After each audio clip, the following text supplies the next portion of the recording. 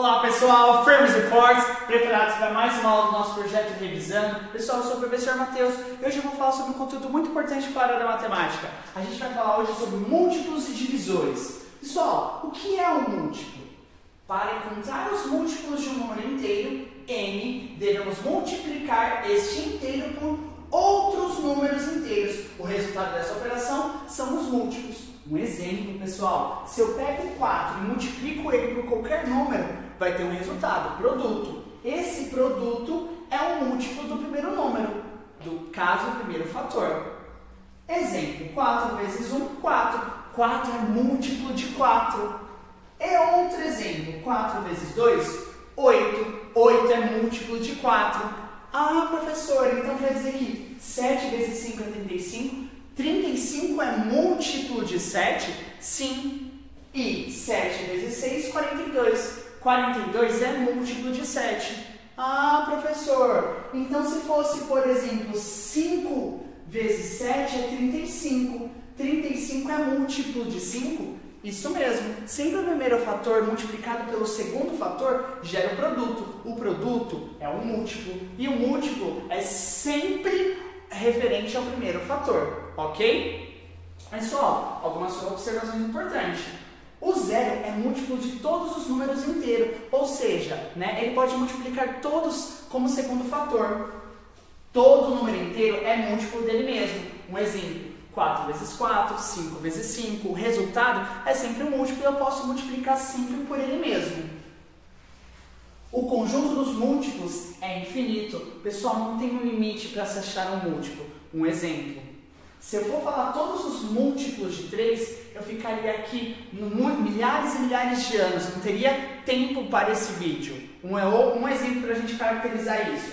Os múltiplos de 3. 0, 3, 6, 9, 12, 15, 18, 21. Como eu obtive esses múltiplos? 3 vezes 0, 3 vezes 1. 3 vezes 2, eu obtive o resultado que foi o múltiplo, certo? Múltiplo de quem? Do primeiro fator, que é no caso o 3. Os múltiplos de 9, ó, vocês viram, não tem limite, enquanto eu puder multiplicar ele como no segundo fator. 3 vezes 10, 30, 3 vezes 11, 33, e assim sucessivamente, não tem limite. Mas aí existe um outro caso, existem os divisores. O que é um divisor? Um exemplo, seja dois números inteiros conhecidos como A e B.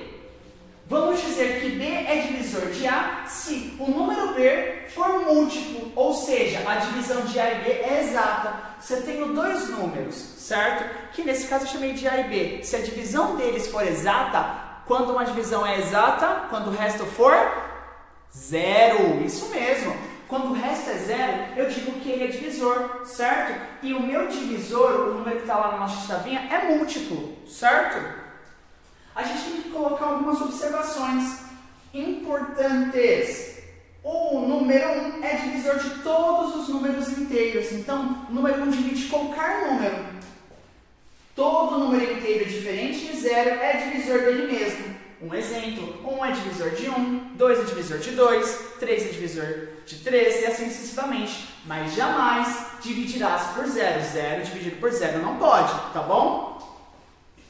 O conjunto dos divisores de um número inteiro é finito. Já que os múltiplos são infinitos, os divisores são finitos. O que quer dizer? Que eles têm um limite.